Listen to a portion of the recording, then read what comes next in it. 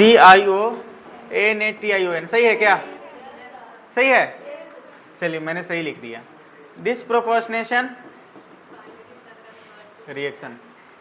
प्यारे बच्चों समझना क्या होता है इसे, एक प्रकार का रेडॉक्स रिएक्शन है लेकिन एक यूनिक टाइप का रेडॉक्स रिएक्शन है। यूनिक की बात हम क्यों कर रहे हैं? क्योंकि एक ऐसा रेडॉक्स रिएक्शन है जिसमें एक ही एटम का ऑक्सीडेशन और रिडक्शन दोनों होता है।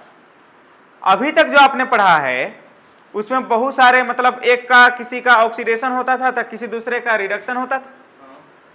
अब आप जो पढ़ने वाले हैं उसमें एक ही एटम रहेगा, उसका ऑक्सीडेशन भी होगा और रिडक्शन भी होगा।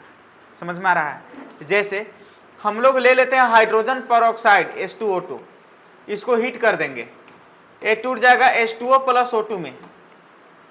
परऑक्साइड का केसेस जब आता है तो हम आपको बोल देते हैं इस पर चार्ज कितना होगा, तो इस पर भी चार्ज कितना हो जाएगा, +1। अब इस पर चार्ज कितना, +1, लेकिन ये तो ऑक्साइड है ना, इस पर चार्ज कितना, -2। इस पर चार्ज कितना, फ्री स्टेट में है तो 0।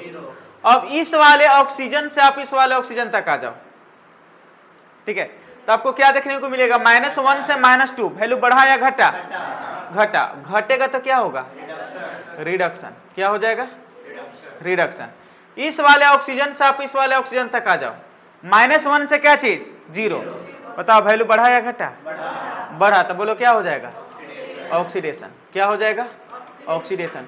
तो बताओ यहाँ पे एक ही एटम न है जिसका ऑक्सीडेशन और रिडक्शन दोनों हो रहा है, इसलिए इसको बोलेंगे हम लोग disproportionation reaction.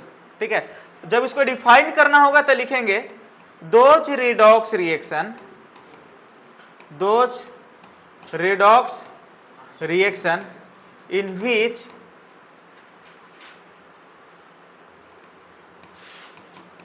which an atom is oxidized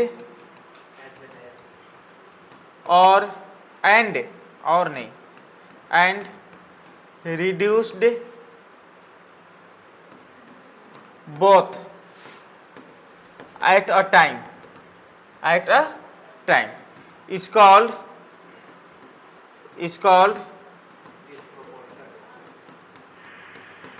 disproportionation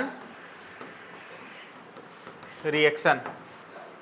चलो बातें समझ में आ गई, कोई दिक्कत है यहाँ तक? तो चलिए हाँ बता देंगे, इसको कॉपी कीजिए।